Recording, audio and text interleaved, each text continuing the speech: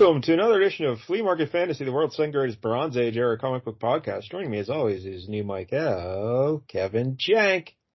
Following the footsteps of a ragdoll dance, we are entranced. I don't know what you're doing right now. The Susie and the Banshees lyric right there. Yeah. From the song Spellbound.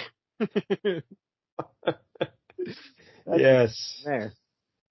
Hopefully Susie or some of the Banshees are listening, and they would have gotten that reference. All my 80s goths out there, they're going to get it. They're the only ones. All right, so, tell the kids what we're reading today. If you couldn't tell from that song lyric, we're reading Spellbound from Marvel Comics, 1988, I do believe. We're going to do issue number 6. Spellbound. I was very excited when you first told me this because I thought it was the comic book adaptation of Alfred Hitchcock's 1945 film starring Ingrid Bergman and Gregory Peck. Boy, that would be exciting in comic book form, I'm sure. But I was misinformed. That is not what this is. Not at all. Not even the tiniest bit. Hugely disappointing. And I have no idea how we're going to talk about this for longer than 5 minutes. But before we do all that, let's remind everybody, if you're watching on YouTube, please like and subscribe. We're up to 324 subscribers. I think we picked up a few more. And again, the goal is 500. And if we get there, Jank's going to make me read The Dark Knight every week for a month. So all 4 issues. Huh. That's something. It'll be amazing.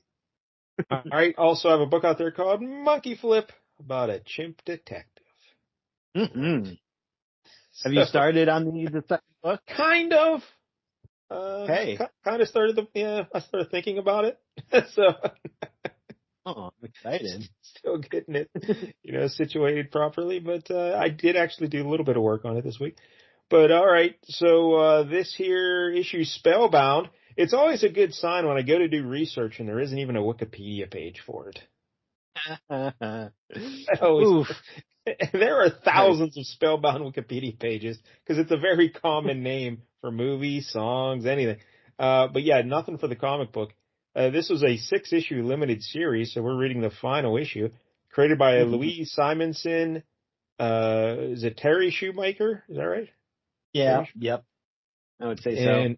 And I believe Carl Potts is also a creator. He is the inker on this. He also co-wrote some of the issues. I don't know much about Carl Potts. No. It doesn't sound like a name I've heard very often. Yeah. And so we all know Louise Simonson, of course, from X Factor and New Mutants and Wheezy. Wheezy. Yeah. Power Pack. So and then Terry Shoemaker, he's a familiar name. I know him probably from I did a little X Factor and yeah. I think that's what I was thinking of. Yeah. He was one of those fill-in guys, I feel like, more so than regulars. Yeah, I think he only had something like around 44 credits at Marvel. And then he went over and he was working with Jim Lee there in Image. Like, what was it, Wildstorm? Is that what his studio was? Sure. He was doing Wildstorm, really? Well, he was like part of their studio, so he was like inking and he was doing like, I know he worked on Max and a couple other Image titles, but that's where he went and he was working over there. And I think he may have come back and did some late Iron Man stories in like the 90s or something. But anyway, that's about all I got from him. He was born in 1960 in Oakland, California. And that's the extent of my research on Terry Schmidt. Really all we need to know. I actually liked his art in this book.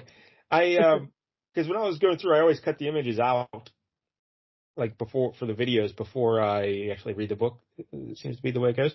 So I know I'm going through this. I'm like, wait, did Walt Simonson ink this or something? Because it looked very Walt Simonson-y. It definitely has that touch to it, yes, for sure. But yeah, Walt Simonson did not ink it. It was Al Milgrom and Carl Potts, I believe, for the inkers. So.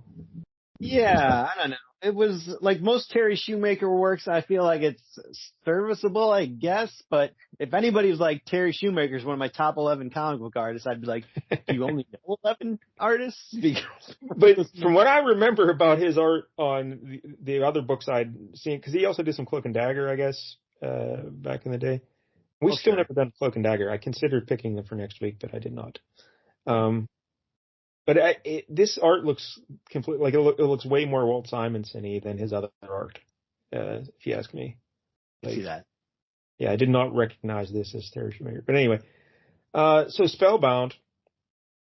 Did you ever want a superheroine who just dresses like she's going to aerobics class? Because Spellbound is for you. Do you like that Jamie Lee Curtis aerobics movie from the 80s? That's perfect, right? That's what it's called. Yeah, just put like a blue towel, pin it around her neck, and there you go. There's Spellbound. Yep. This is the most powerful wizard on earth. She's a blonde lady in a pink leotard and with a blue cape. And Yep. there you go. Yep. Jazzercise at 8:00. All right. Then she's wearing like, I guess, I don't know, like ballet slippers that are tied up with bandages. I don't know what's going on. Her real name is Erica Fortune. Apparently no relation to Dominic Fortune. Ooh. Yeah. Maybe we could have worked in some Trinity Century if Dominic Fortune in this. But I would think, hey, if you're an editor, hey, come up with a different last name. Because we already have Dominic Fortune. There's a lot of names out there. Pick another one. Yep. But, Erica Fortune. And she was a college professor, I guess, at New York University. And she was dating another professor there, a parapsychology professor, I guess like Bill Murray in Ghostbusters. Yeah. And he was giving her a test, and he did, just for funds. And he found out, oh my gosh, she has telekinetic powers. So oh my God. Yeah. What are the odds? So, she's got telekinetic powers, and then she also has a younger brother and a sister, and they have telekinetic powers as well, I guess. Yeah, the whole family. Yeah. This guy lucked out in his research. Like he happened to date the one family that has these problems. But apparently, the reason she has these powers is because she's what's known as a spellbinder. Yeah. Oh. Would you like to explain what that means? Because I'm not even sure I understand. No, I don't really know what it means either, other than apparently there's very few of them. Yeah. And it's very dangerous. Like once you tap into that power, like you start going down the dark side, apparently. It's kind of like, it seems like the Darkhold or whatever that book is in Marvel. You read it and you get crazy. It's kind of unclear in this book what exactly was happening. I could have used some more POV, like her thoughts and what was happening there, because I don't know. Yeah, you really don't get a sense of who she is at all in this issue. I mean, it's only the final issue of the book. You think it would be her moment, but not really. There's other stuff going on. Like, oh, she must be bad, but I don't know. What's she? So, because she's a spellbinder, another spellbinder from another dimension, like, senses her or something. And then he's got these two aliens, it looks like a little girl and like a monkey kind of.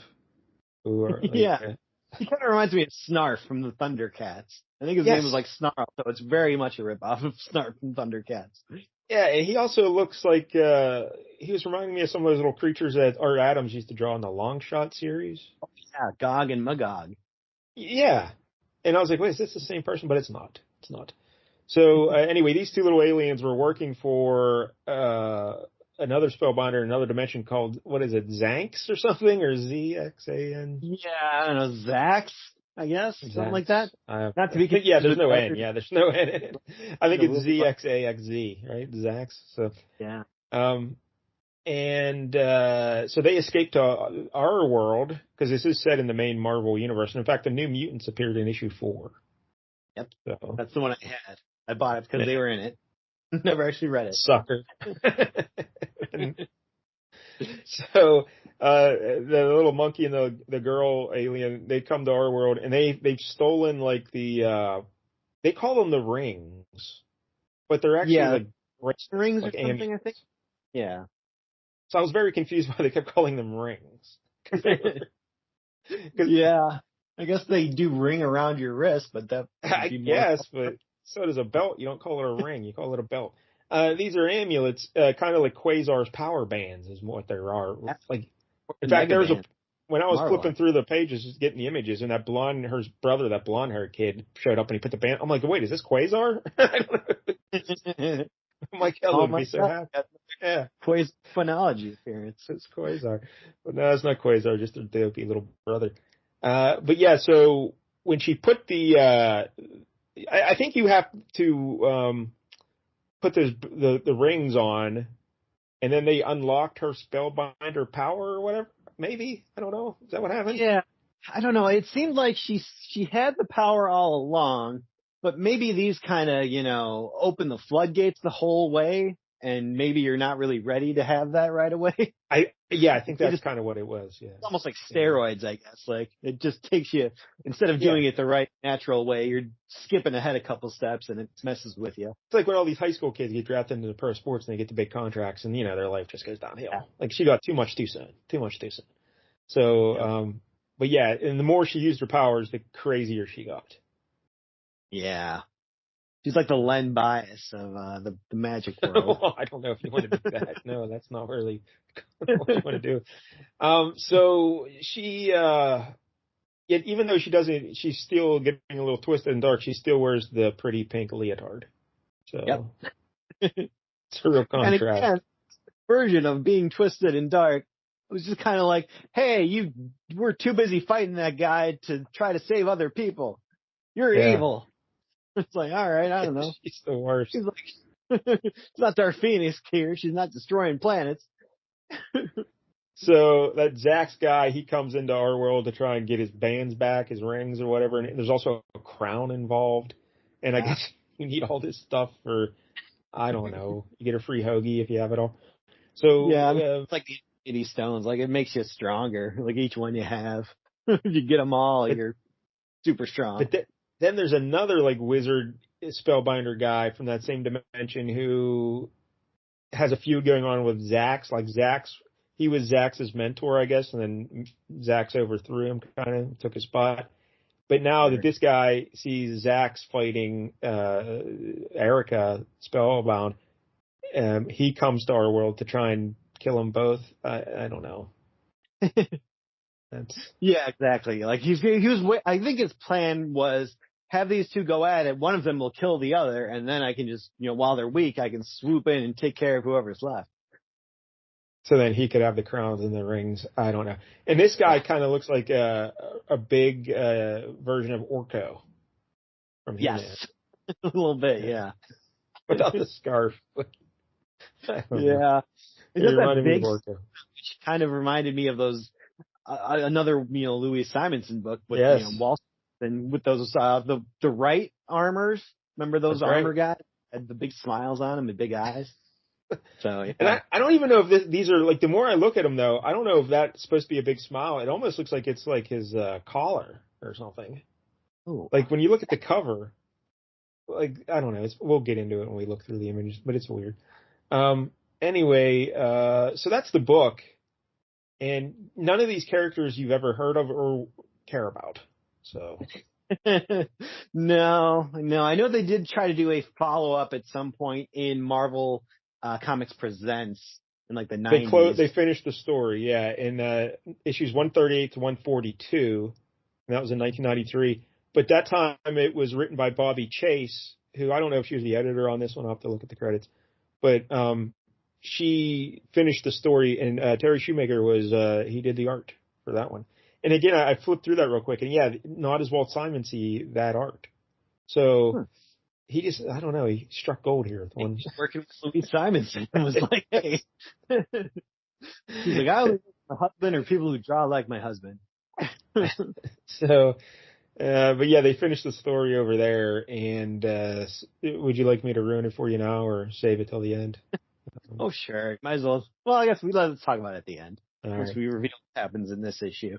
Yeah, there's really nothing else to talk about these characters, so just tell us about the cover, Jank. And this might be the worst cover we've ever done on the show. So you're saying this is not going to be up for a Golden Award? This cover is I don't know how did this get approved? I don't understand. Yeah, it's not great. Well, we got the little corner box there with a picture of Spellbound in her little aerobics uniform. The cape's kind of all over the place. Like, I guess it's kind of the whole back of where it says Marvel. I guess that's all her cape that's flying up there. And she's kind of got some energy Kirby crackle going on with one of her hands. And, then it says number 6 in a 6-issue bi-weekly series, because this thing was so hot they had to get it out bi-weekly. People were demanding. Yes, I think they just wanted to get it over with as quickly as possible. Yeah. It's just like when you have the bad bell, you just want to expel it in a forceful manner. And this issue was so big too. Like how long? At one point, I looked and it was like page 32, and I was like, "What the what?" And we weren't even close to being done. It's brutal. Yeah. Oh man. But then it says we've got the Spellbound logo. It's very pointy in a lot of places, I would say, is the best way to describe it. Pointy. On sharp angles. And then we just have like an orange, mostly orange background, a little bit of like a yellowy orange gradient in certain parts, and we got the other there. He's kind of just in the middle, holding up his big staff, shooting out. And he's like the Orko guy. He's the Orko looking guy. Yeah, see how his collar's like all ruffled like that? Sometimes I think that's what we're seeing later on. He does have the smile under the hood there, but I don't know. We'll have to look later because I think that's kind of what they're depicting later too. But anyway, hard to tell. So he's kind of just got his staff raised. He's shooting like electricity all over the place out of there, and then kind of swirling around him in a circle. We have that Zax guy. It's like a big green demony thing, with kind of like a long tail and a snout, and he's green. He's got claws. He's kind of swirling around. His tail is really swooping all the way back there. And then Spellbinder is just kind of, or Spellbound, whatever her name is. Erica Fortune. She's just kind of unconscious, I guess. And I don't know what she's doing. I think she's flying. But she's pushed way to the top left corner. Yeah, and she's upside down, which makes it look like she's unconscious and just passed out. I don't hard understand. To they're in the air or this is the ground that she's on there. I don't know, because they didn't draw any background to give you any kind of context, so it's hard to tell. I think the other guy's anchor, and they're flying around him in space. But like, why is the star of your book, the final issue of your limited series, she's in the push to the top left corner? She's the third most important person in this composition. What are we doing? Like, I don't know. It seems like a big choice, yeah. Yes, I don't know how that got approved. She should be front and center. And too, like she was not very prominent. You probably couldn't even tell which one she was. It was like, here's the New Mutants, and they're like backstage at a concert. And maybe Spellbinder's one of these people. This is just a terrible, terrible cover. So, all right. So it's got that going for it. And with that, we open it up. The Final Conflict, Stan Lee presents, and Carl Potts and Alan Milgram on the inks. It's got a whole name. Yeah. And Bobby Chase was the managing editor here, and this is Bobby, female Bobby. And the colorist Max Scheel, I thought he did a good job. I like some of the coloring here. It's very vibrant. I'll give it that. Yeah, like on the big splash page, we open it up. We see from the back, we see Erica Fortune there and her little leotard, and then her back's toward us, and we see the Zax guy. He's just a big green monster guy looking at us, and I like over his head like that energy and stuff. It's bright red, and the background sky's like pink, almost like a sunset happening back there. So that's pretty cool. I don't know. Yeah, I don't know. Overall, I found the art a little hard to follow at times, especially with all this magical stuff going on. It was that is definitely fair. What's going on here?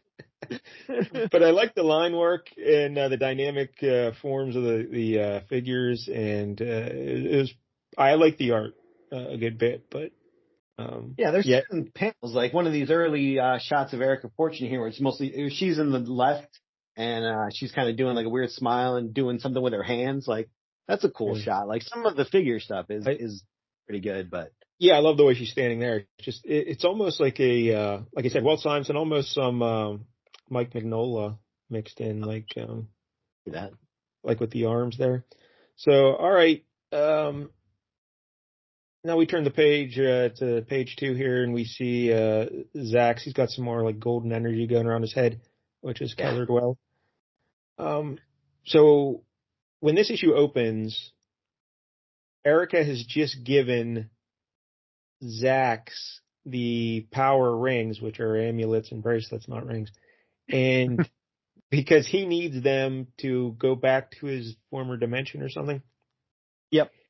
And he had kidnapped her brother and I was holding ransom, give me the rings or I'll kill your brother type deal.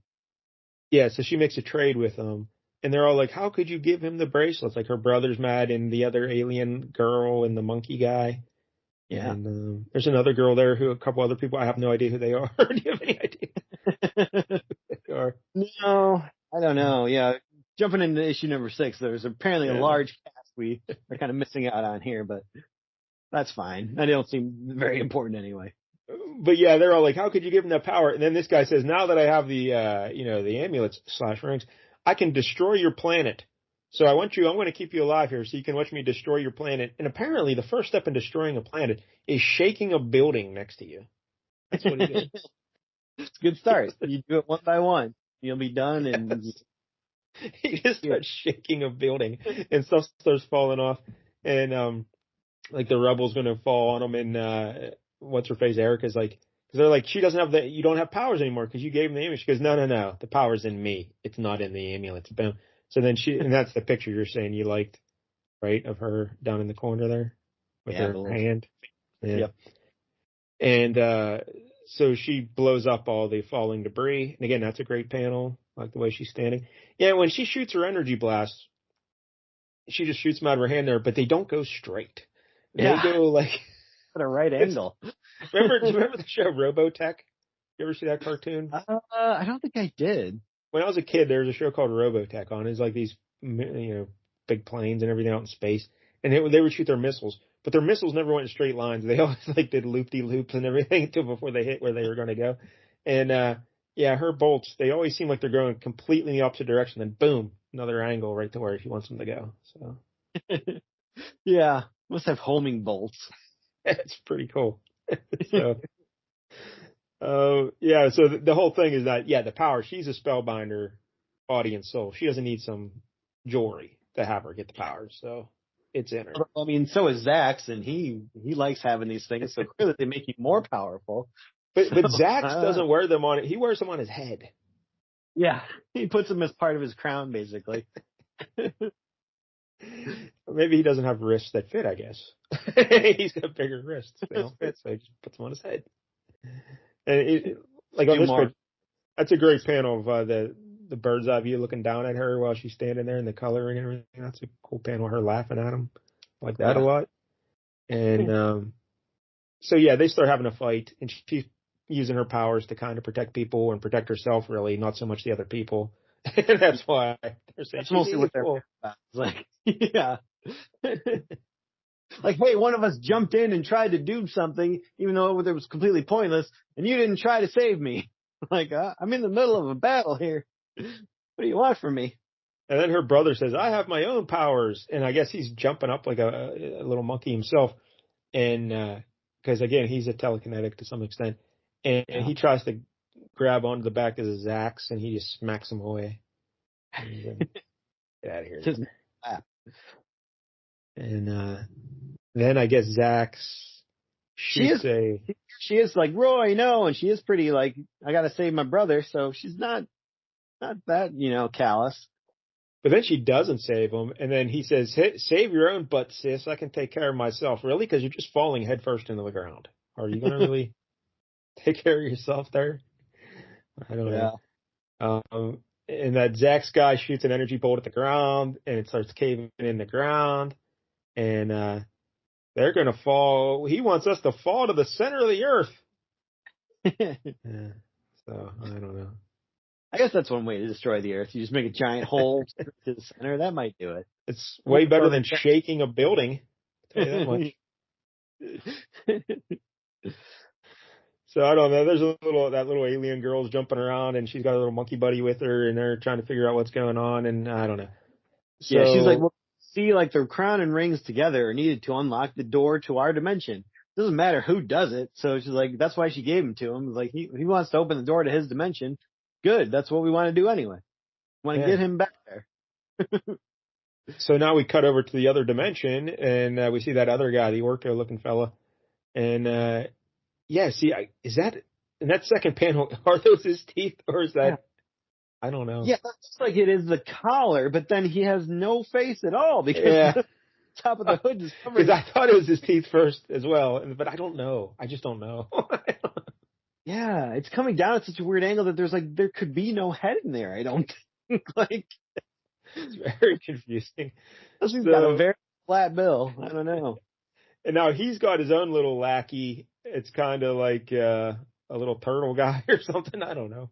Yeah, this thing was weird looking. This, I think, was where I was most confused because every time they showed this guy, he like looks slightly different, and then it's like, oh, I sealed up your mouth, but it's like his mouth is gone entirely. They're just not drawing a mouth on him anymore. So what do you mean you sealed up his mouth?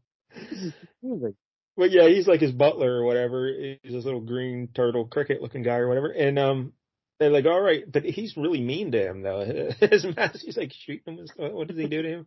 Just throws him across the room. I don't know. Yeah. But seals up his mouth so he can't talk anymore. Yeah. Now your lips are sealed, as are your teeth and jaws, but they're not even there anymore. He's a big Go-Go's fan. There's an 80s music reference for you. Lips are sealed. I like it. There you go. Yeah. So now we cut back to the fight, and it's just the same crap going on for 30 pages. Just, yeah, he's basically saying his plan, is to kill or wait till one kills the other, and then he'll step in and clean up the mess, finish off whoever's left. And her brother Roy wants to get involved again, and that little alien girl and the monkey guy, they're like holding them back, saying, "No, you can't do that, So yeah. I don't know what's going on. They're just fighting, and eventually Erica, she doesn't want her brother intervening anymore, so she takes like the metal from a crane and shapes it into a little cage to keep him secured in a cage. Yep. So yeah, it's just 30 more pages of them just fighting and getting nowhere. And yeah, just throwing magic bolts at each other pretty much, for the most part. And until she finally hits him with she does a zigzag bolt that knocks the amulets, the rings off his head. Yep. And it seems like, oh, he's dead. He like disappears in a crack of light. It's like, oh yeah, he's finally dead. We beat him. It's over. Nope. He comes right back. And wow. That's a cool, like the coloring on that panel is awesome. When he comes back, it's bright red on the left and then yellow. And do you see that one? That's a beauty. Yeah. I guess, it doesn't look terrible, but I couldn't really tell what was going on. Also, we should say there's like a news crew, and her boyfriend and her other sister show up, and there's news crew because I guess Spellbound is a celebrity at this point. Yeah. Oh yeah, the press is way into this. Yeah. They're all like she's been publicly known before this issue, so yeah. They're all coming in to see Spellbound fight these demons or whatever. And boyfriend, not really much of a factor. Like, I don't think he really says anything till the very end of the book. It's mostly her and the brother and those other two. Like the little elf girl and the... I will say the boyfriend does have a prominent role in that Marvel Comics Presents story. Oh. Yeah. At least he's something finally. Yeah. We'll tease that one for later. So yeah, she keeps fighting Zax, and then... very afraid of her big sister now. He's like, she's crazy. I don't like it. Yeah. And so the fight keeps going on, but then that other guy from the other dimension, the Orko-looking guy, he comes to this world, and Erica asks Zax to. Well, I'm jumping ahead, huh? Because first the brother gets the bracelets on, and there's more fighting and explosions, and he's like a master of his own shape or shapes, and he like rips open his belly, and a bunch of little Zaxes pop out. And so the other guy, Orko, pops in to our dimension, and Erica says, "Hey, Zax, why don't we team up and take him out, And Zax is like, nah, I'm good. I don't really want to do that. So, then that other guy makes his little turtle cricket guy, his little lackey, turns him into like a giant monster. Like, Yeah. Attack of the 50-foot He does the butler. whole Magic Wand, Make My Monster Grow from Power Ranger. How they'd end up. So now we got Zax also grows. So we got like two 50-foot tall monsters fighting each other. And not as the 50-foot tall cheerleader movie we watched. That was way better. Yep. Nobody caught a sword with their breasts in this one. But they're having a fight. Now Zax isn't using magic. They're just slugging it out. And they're throwing buildings at each other and stuff. And the army's like showing up there like, we're going to stop this. And then like, oh, these just throw buildings at them. They're like, oh, we're done. Never mind. So, yeah, I don't know. There's just more fighting. And yep. Nothing really happens. Well, Phil's like, I have a theory. The power is Erica's, but converters forced open her channels of power too quickly. She never developed tolerance of the power, and now it's too late. And now it's my fault. But it won't happen to you, Sally. I promise. I won't let it. Yeah, she's telling the little girl like, oh yeah, I screwed up here, but sure that won't happen again. Yeah, what are the odds it happens again? Come on. Yeah. So the other's butler guy, he hits Zax with a double axe handle and knocks him through a building, and it looks like he's taking the lead there, and he's winning the fight. But then he lost his eyes though during the fight. Yeah, at some point his master won't give him back until he wins. Seems like a flawed plan. So even though it seems like he KO'd Zax, he's flipping out now because he can't see, and he's just knocking down buildings and stuff. And he's no Daredevil. He doesn't fight better blind. So Roy's using his power band. He put the power bands on, and he's using them to save people. Oh yeah, look at the other here on this panel. You can see the collar with that red mark on the front, and that was in that other picture. So yeah, I guess that was his collar earlier. Yeah. Then there definitely are panels where you still have the mouth, though. Yes, because you can see the mouth. See the mouth right above him there. But the monkey guy tries to intervene again, and he gets slapped away. And he was arguing with his alien buddy, saying there's a coward, and there she's a coward, and everyone's a coward. I don't really get over that. I don't know. Then the army shoots up the butler guy, the 50-foot butler. Then the monkey guy gets one of the guns. And I don't know, there's a lot going on. And none of it's worth a damn. So don't worry. It's entertaining. Eventually, Roy KOs that big butler guy with his bracelets, right? He does like a Hulk jump up there, and he's like, oh, the bands have been absorbing power this whole time, so I'm just going to unleash it here. And the one giant punch here in the back of this guy's head. Yep. And then the monkey's shooting at the other with the machine gun, and the other's just laughing. Because they get right through him. And then he's like, making that guy big is draining a lot of power, so I'm just going to shrink him back down since he's a corpse now anyway. Might as well be a small corpse. And then Erica, look, her costume, just the belly part got blown away. So her boobs are still covered, very. But she's flying around at the other guy. And then Zax finally says, you know what, maybe we should team up and fight this guy.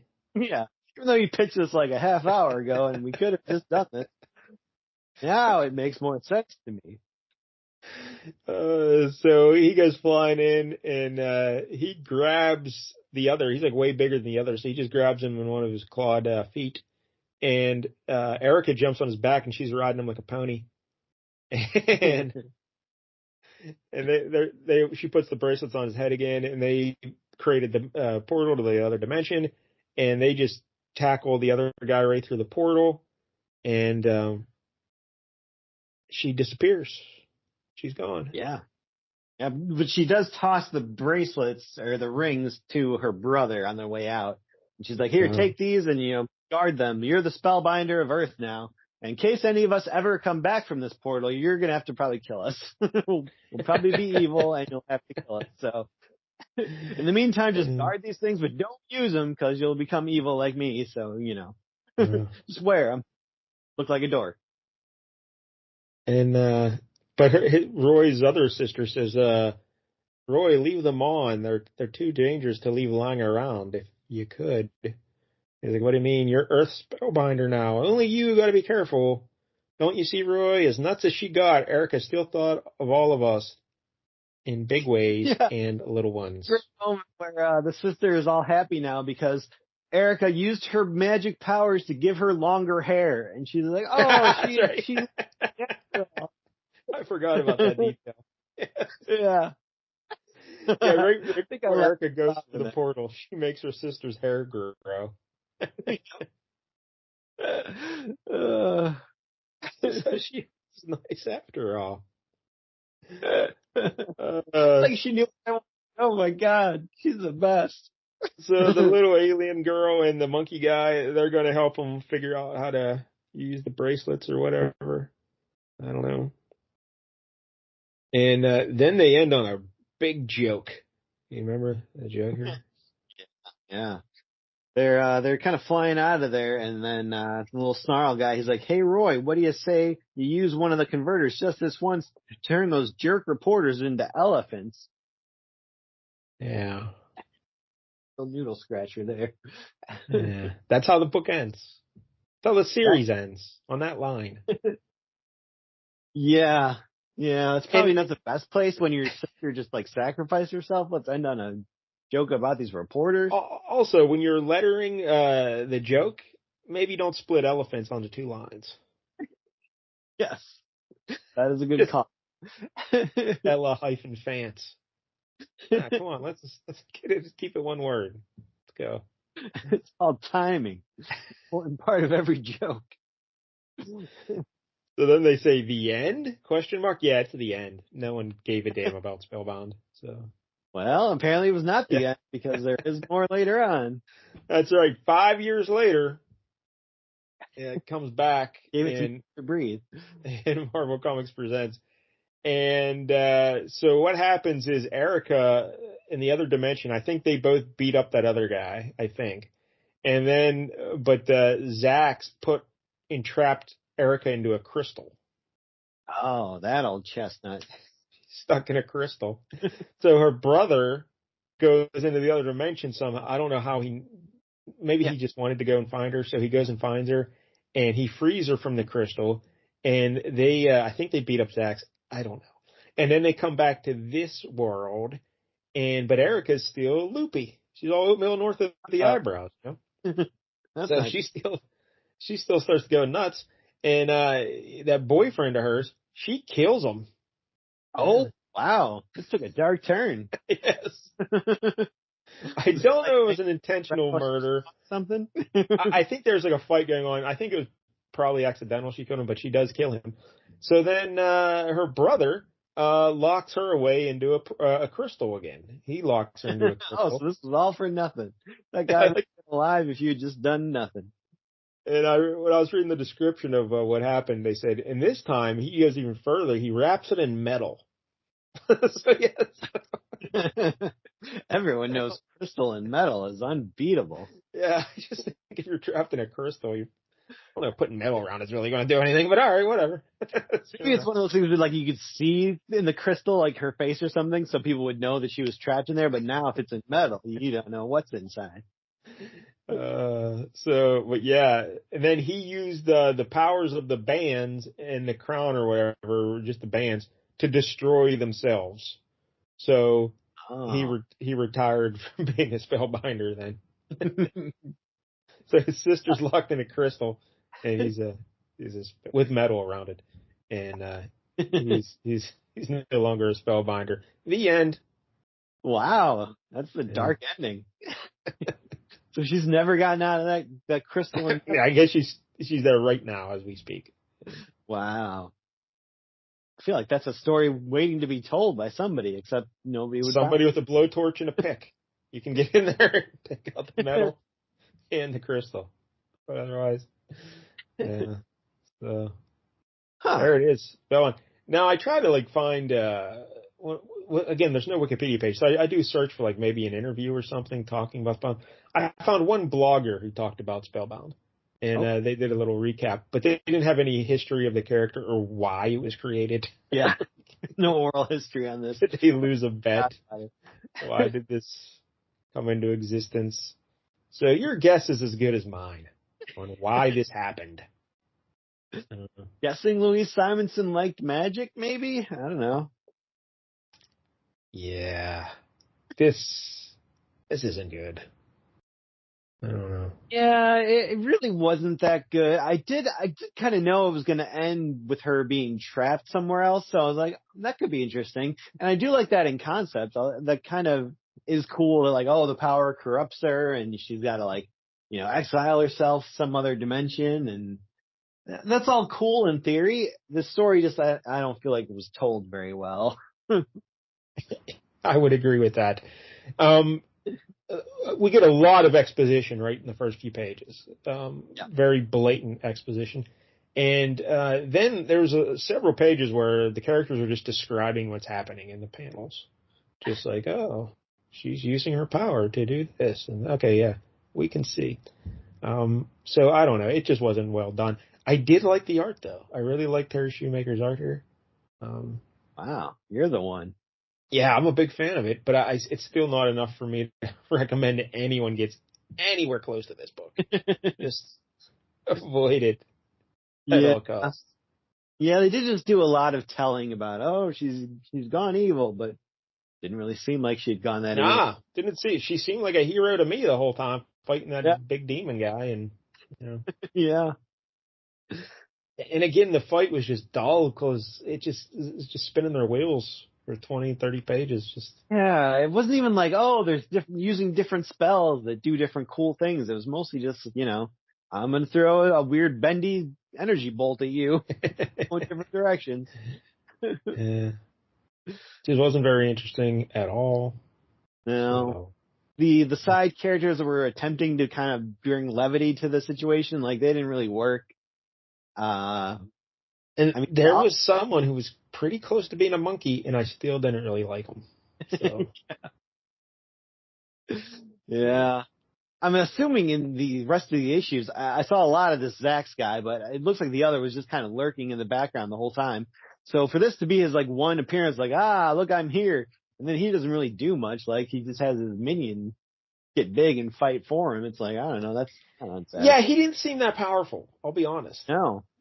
Yeah. Like big looming threat. And I don't know. I thought he'd come in and start wrecking shop and, like, oh, this guy's like Thanos coming in, this guy, look out.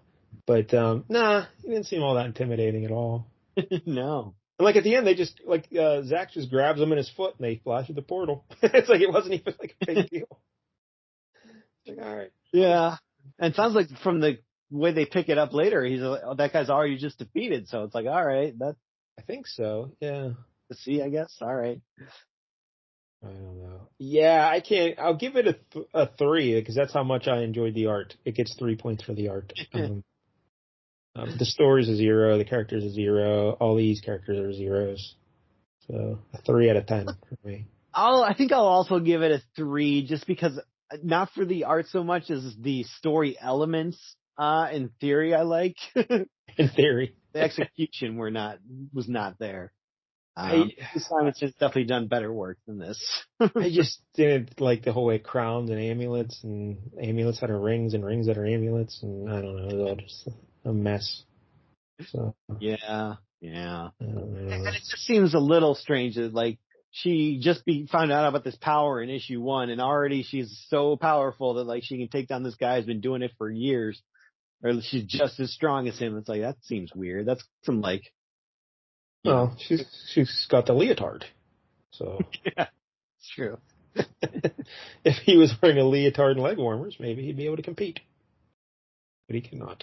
So, all right, that's Spellbound. I hope you enjoyed it because that's the only time anyone in your life will ever mention it. Yeah, no one gives a damn about the Spellbound. All right, so next week here on the show, I was struggling trying to find a book, Jank, to right down to the wire. And we talked about this character once before on the show with Mike L back in the day. But it was a Marvel 2-in-1 or a Marvel Tales or something. It wasn't him solo. So this is a solo story about this character. So we'll really dig into this fella. And we're going to be doing Astonishing Tales issue 26 from 1974. And this is all about Deathlock. Oh, okay. Good old Deathlock. Deathlock. Half man, half machine. All badass. Give my life. Yeah. So that's next week here on Flea Market Fantasy. And once again, if you're watching on YouTube, please like and subscribe. We appreciate the support. And until next time, don't get any jank on you.